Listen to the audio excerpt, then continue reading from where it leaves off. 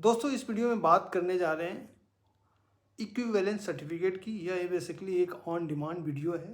कुछ दिन पहले मुझसे किसी ने पूछा था कि how I can get equivalence certificate because it is required somewhere. So आज इसी टॉपिक में बात करने जा रहा हूँ कि बेसिकली इक्विवेलेंस सर्टिफिकेट होता क्या है, इसकी ज़रूरत कब और कहाँ पड़ सकती है। तो दोस्तों मैं जो भी बात करूँगा basically in term of academic बात करूँगा, इन टर्म ऑफ कोर्स या प्रोग्राम से रिलेटेड बात करूँगा ताकि इजीली आपको समझ में आ जाए। क्योंकि इक्विवेलेंस सर्टिफिकेट अदर थिंग के लिए भी हो सकता है, बट मेरा मेन कंसंट्रेशन है एजुकेशन पे। इसलिए देखिए, इक्विवेलेंस सर्टिफिकेट का मतलब होता है टू इक्वेट समथिंग, मीन्स किसी चीज़ के इक्वल रिप्रेजेंट करना, उसको बेसिकली इक्विवेलेंस हम बोलते हैं।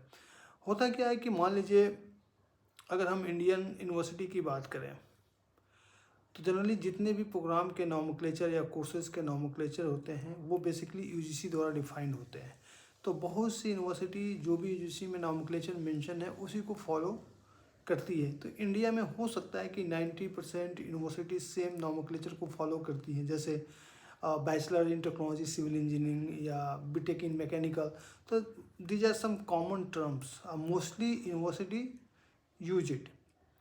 बट होता क्या है कि कोई ज़रूरी ऐसा नहीं है कि जो प्रोग्राम यहाँ पे जिस नाम से मेंशन है वही प्रोग्राम आउट ऑफ इंडिया की यूनिवर्सिटियों में मेंशन हो। सपोज यहाँ पे हम बीटेक इन मैकेनिकल इंजीनियरिंग बोल रहे हैं, हो सकता है कि अमेरिका में उसका नाम कुछ और हो सकता है बीएससी इन मैकेनिकल इंजीनियर हो या समथिंग एल्स हो। इस केस में अगर कोई भी स्टूडेंट किसी हायर प्रोग्राम में एडमिशन लेने जाता है बाहर की कंट्रियों में, तो बेसिकली उसकी क्वालिफ़िकेशन देखी जाती है कि उस प्रोग्राम में एडमिशन के लिए जो बेसिक क्वालिफ़िकेशन है क्या वो स्टूडेंट इसको फिल करता है या नहीं करता है। अगर वो करता है देन ओके, वो प्रोसीड कर सकता है। अगर वो नहीं करता है देन इस केस में स्टूडेंट को एक इक्विवेलेंस सर्टिफिकेट सबमिट करना होता है कि जो ये बताता है कि जो वहाँ की बेसिक रिक्वायरमेंट है और जो स्टूडेंट ने अपनी कंट्री में स्टडी किया है दोनों सेम है।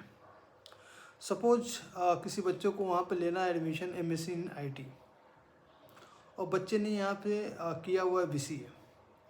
अब वहाँ पे हो सकता है कि जो बेसिक रिक्वायरमेंट हो बीएससी इन आईटी है। इस केस में स्टूडेंट को इक्विवेलेंस सर्टिफिकेट की रिक्वायरमेंट होगी जो कि ये रिप्रेजेंट करेगा कि बीसीए और बीएससी आईटी दोनों सेम है। अगर वो सर्टिफिकेट जमा करता है देन वो एडमिशन के लिए प्रोसीड कर सकता है। अब क्वेश्चन उठता है कि इक्विवेलेंस सर्टिफिकेट मिलता क्या है। तो जनरली जितनी भी यूनिवर्सिटियाँ होती हैं on the basis of requirement वो प्रोवाइड करती हैं। अब इसके लेने के तरीके डिफरेंट हो सकते हैं। कुछ यूनिवर्सिटी एप्लीकेशन फॉर्म जनरेट करते हैं जिसको स्टूडेंट को भर के सबमिट करना होता है। कुछ लोग एप्लीकेशन के बेसिस पे भी कर सकते हैं। कुछ यूनिवर्सिटीज़ के लिए फ़ी भी चार्ज करती हैं, कुछ यूनिवर्सिटियाँ फ्री में भी देती हैं। डिपेंड करता है कि यूनिवर्सिटी का नेचर क्या है। लेकिन जो इसकी फ़ी का रेंज होता है जनरली 500 टू 2000 3000 तक भी हो सकता है टू प्रोवाइड इक्विवेलेंस सर्टिफिकेट।